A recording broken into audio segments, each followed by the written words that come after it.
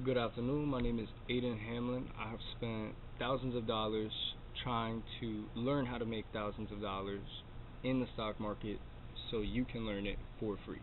If you're 18 years old and a beginner, 20 years old, 19 years old, 30 years old, does not matter. But if you're 18, this video really does apply to you because before I get started, anything I say is not a suggestion for you to buy, hold, or sell any stock. And before we get started, just make sure to like and subscribe if you learned something. Now, when I first started investing, I was really focused on working odd jobs like cashier, waiter, basketball coach, DoorDash, and had about $400 in my portfolio. Now, I had put it all into one stock, and this is the first lesson, which is called the S&P 500 versus the S&P 500. Now, when I put it all into this stock, I'll never forget the name, HKD. They didn't even know what it was, didn't know how it operated. I just saw yesterday it was up 100%. Let me figure out if I can make it go up 100%. And sure enough, it went up like 102, 103%, and I had turned $400 into $800. And when I made that money, I looked at it, and the first person I wanted to show was this really smart dude at the time that I knew at the gym, who basically retired at his mid-30s, just doing things like real estate and investing. And he looked at the 100% I made, and I'll never forget it. He said, you know, and I'm not saying that's not good, but it's easier to learn how to make $5,000 a month doing a job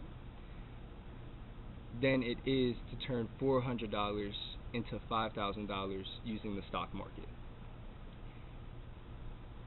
And it was like this insane rush of clarity for me because he was right. I was spending all of my time working low-wage jobs and trying to figure out how to time the stock market and time the trending stock tickers, when what I really should have been doing was trying to figure out how I can go from only investing $400 a month to investing $1,000 a month. Learning a trade like electrician or HVAC, or learning how to sell, being a salesman, just something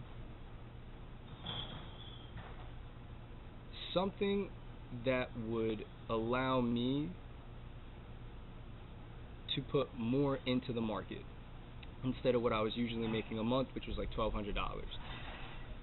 Now, when he told me that, I started selling personal training packages online. I started working sales jobs, waiter on the side, eating tuna and rice, just literally anything to put more money into my portfolio. Now, by the time I had turned 20, I had actually tripled the amount. I was working 80 hours a week, but I had tripled the amount that I could have originally invested into the stock market. So I went from making $1,200 a month to making $3,600 a month just by decreasing the amount that I spend and increasing the amount that I was actually earning each month. Therefore, instead of trying to turn $400 into $1,200, I already did before my money even touched the market, if that makes sense. Because my rule was take 30% of what you make, put it into the market. So 30% of $1,200 was $400, 30% of $3,600 is $1,200. So I went from investing $400 a month to $1,200 a month without even touching my investments yet. Instead, I just focused on, well, how can I put more money into the market so I could focus less on making these huge plays, these huge trades that you usually see dudes on YouTube talk about. Now, in short, and this is basic math, but it is literally 10 times better to have 1% of $1 million than 100% of $1,000. And although that's an extreme example, because I know not a lot of us are going to be able to make $1 million in a year, extreme examples are where we learn the most basic truths about money. So, in short, instead of focusing on the quality of your investing strategies, buy low, sell high, focus more of your energy on the quantity of capital that you can invest into the market, which brings me to my next point. You cannot time the market. There's no perfect time to buy. I've done the math. I've watched other guys do the math. I've watched Wall Street analysts do the math. If you only buy when the market goes down 15%, you're still worse off than the guy who put his money in every month and just let it ride for a year straight. Now, there are a select few people, crazy math whizzes, that might have the skill and the math skills to beat Wall Street, like this guy Jim Simons. But the majority of you watching, myself included, just cannot compete with the algorithms, quantum computing, and AI machine that we know now as Wall Street. It's very different than it was in the 90s and 80s, especially now that they have crypto ETFs and different ways to weight their portfolios, which I'll get into in the next video, if that's what you guys want. It's my first video ever, so who knows, maybe only one person watching. But the truth is, time is your friend with the stock market. You can't look at, well, how can I make $1,200 a month in the market? You have to look at, how can I make $10,000 in 12 months, little by little, with the stock market. Now, those videos that you see of these guys in some mansion in LA or Miami saying, today we're going to be doing a $25,000 trade. Watch me make $25,000 in 10 minutes. Very rare that you see the opposite side of that, which is them trying to make that video numerous times, 6, 7 times, and then the one time that it hits, and the other times that they lost 5,000, 5,000, 5,000, and they make 25,000. That's really what you see. So if you're new to stocks and you see some video of a guy trying to sell you his course about, watch me make $25,000 in 10 minutes, because if I can do it, you can do it too. It's just not real. It's not. It's not real. It's the best way I could put it. So, out of all the tricks and tips that I've learned, my favorite is dynamic investing. Now, dynamic investing, and just a reminder, anything I say is not a suggestion for you to buy, hold, or sell any stock. The purpose of this video is just to tell you what I would do if I was in your position. So, let's just say you have $1,000. I would not do what I've done in the past, which is put it all into Apple or Tesla stock. I would instead put $5 a day, $5 a week, $5 a month, depending on how conservative you want to be, and focus more on saving up cash, because cash is king in the stock market. And the last thing I want is for the market to crash and I have no cash saved up to get those stocks and those ETFs at a discounted rate, like you saw in COVID. Imagine you put $20,000 into the stock market March 2020, and you just watched 20% of that 20,000 deplete itself, and now you only have $100 every week that you could put into the stock market. You're not making that money back. You're just not. Now, let's use an example so we can further understand this. For example, let's say both person A and B have $1,000, and person A puts all their money into Tesla stock. It crashes 25% in 1 week and goes up 30% next week, because Elon is beefing with Trump and Trump is beefing with Elon, but then they become friends again and everything's fine. But you lost 25%, had no money to invest into Tesla at a discounted rate, and you just have to hope it goes up 30%, which it did. You just made 5% on your $1,000, or person A made 5% on their $1,000 investment, which in turn means they turned $1,000 into $1,050. Now, let's look at person B. Person B puts $250 of their money into Tesla, and the same thing happens. It drops 25%, and then instead of freaking out and becoming emotional and selling it and giving their money to the market, which is dumb money, buying high and selling low, you want to chase the market on the way down. You want to double down. Okay, it just went down 25%. If you heard of a Louis Vuitton sale where everything was 25% off, I guarantee you're going to go into the Louis Vuitton store and buy some stuff that's 25% off.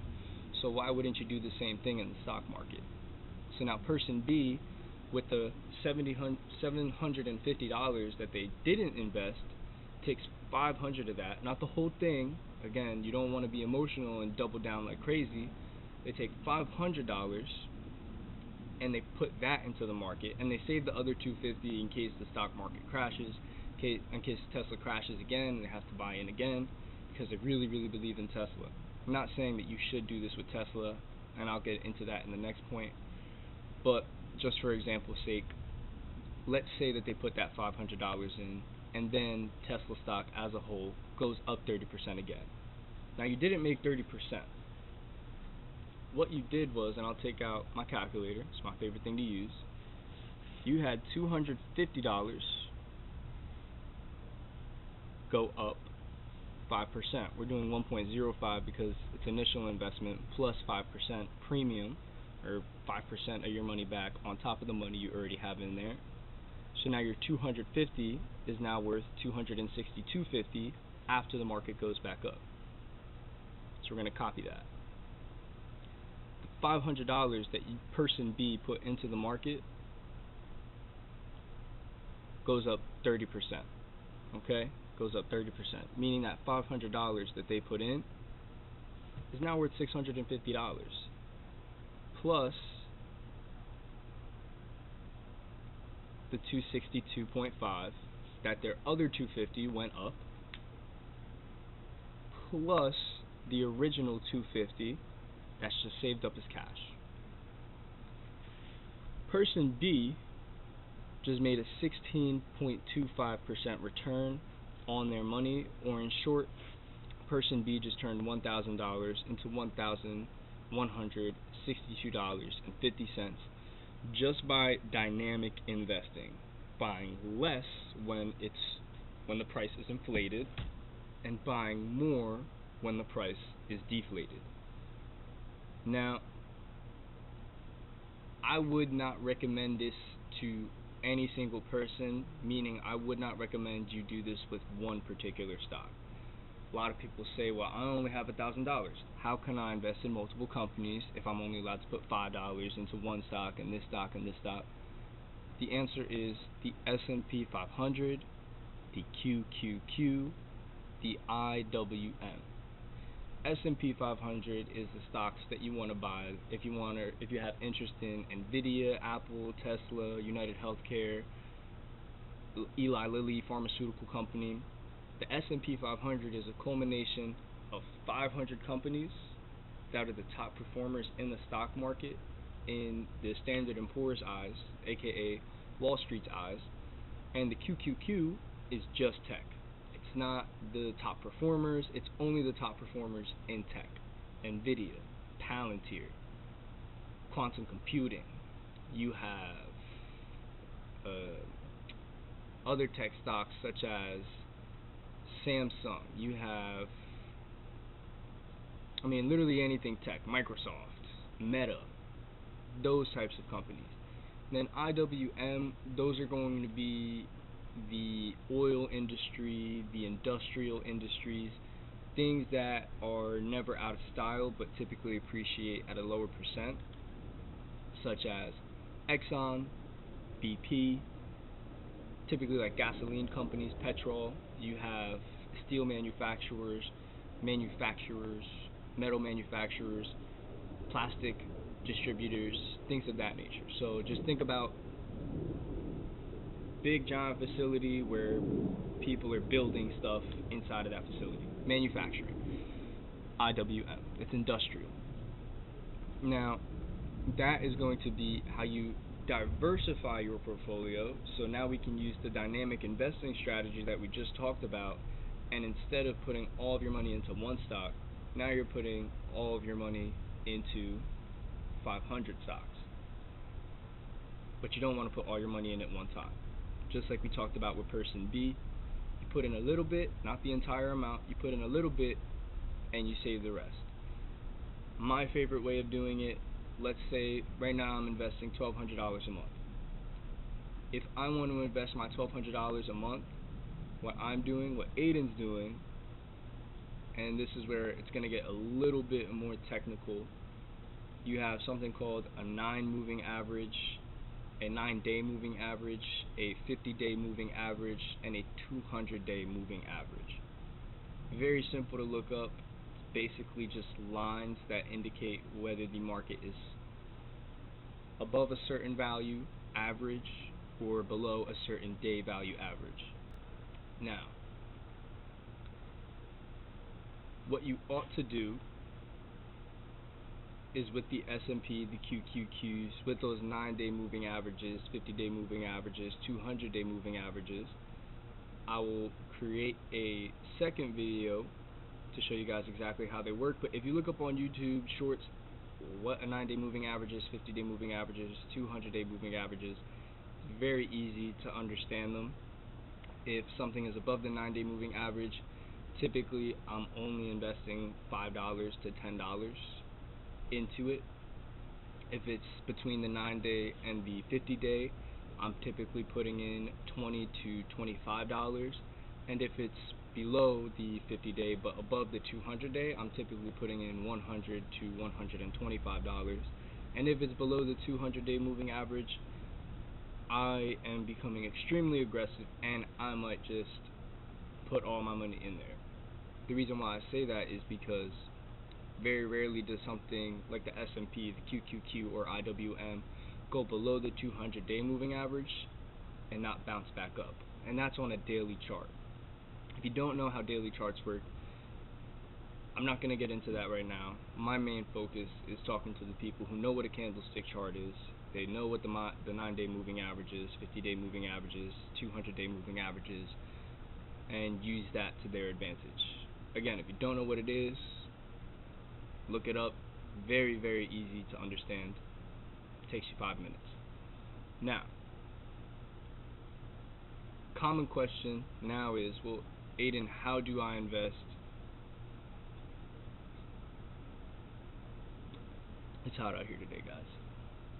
How do I invest more money if the job market isn't allowing me to get a better paying job?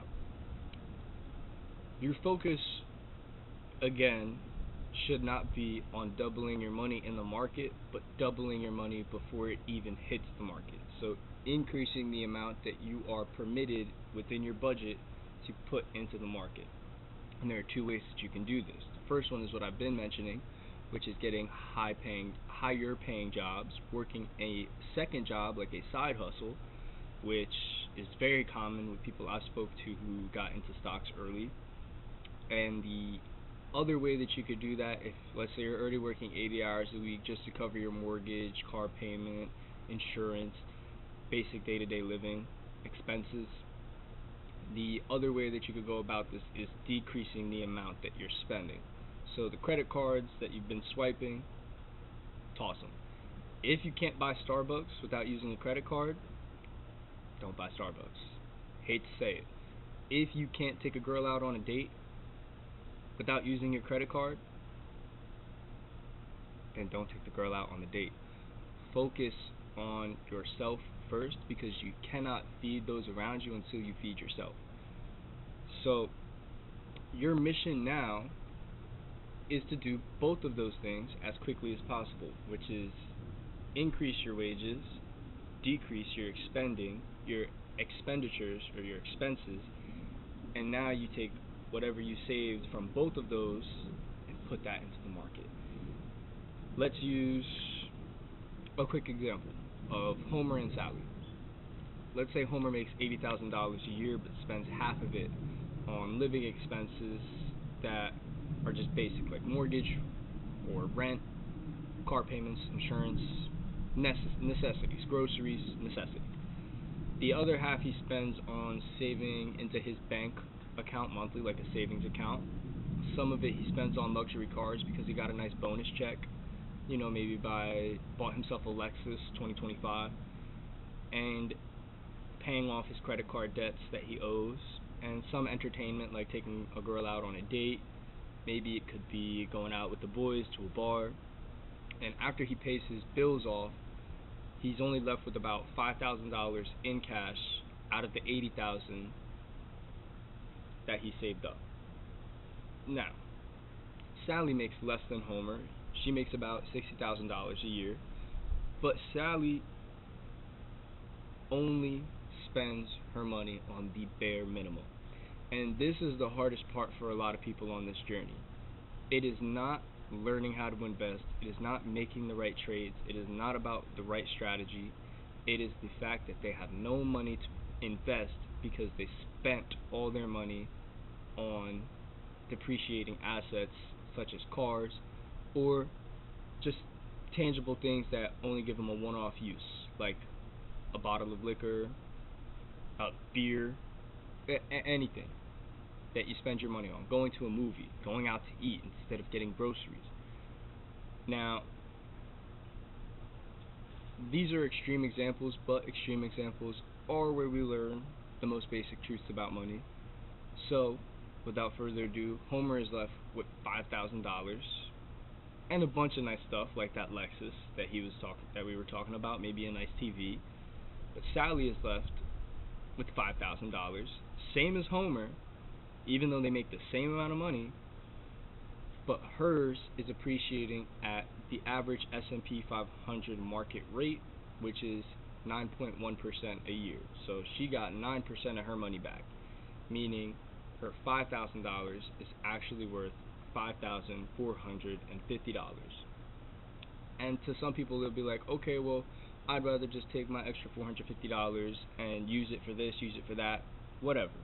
But just remember, Homer is making $80,000 a year and Sally is only making $60,000. But they saved up the exact same amount, and Sally's investments actually outperformed Homer's. Let's stretch this out over 5 years now. Let's say they were doing the exact same thing, making the exact same amount of money. Homer's still making $80,000 a year, saving $5,000 a year. Sally is still making $60,000 a year, saving $5,000 a year, but investing it into the S&P instead of letting it rot away in a bank account. Now, Homer would have saved up $25,000 in 5 years, or $33,000 if he had a savings yield, which is just you get a kickback by leaving your money in the bank, and averages about 4%, so we'll say $33,000. And to most, in 5 years, saving up $33,000 sounds great. Until you look at what Sally got by putting her money in the stock market, whose $5,000 compounded at 9.1% left her with roughly, let's do the math here with the NerdWallet calculator. Her initial investment was $5,000, and I'm just using NerdWallet's investment calculator. It's compounding annually, and she's putting $5,000 in annually. Sally would have $37,617.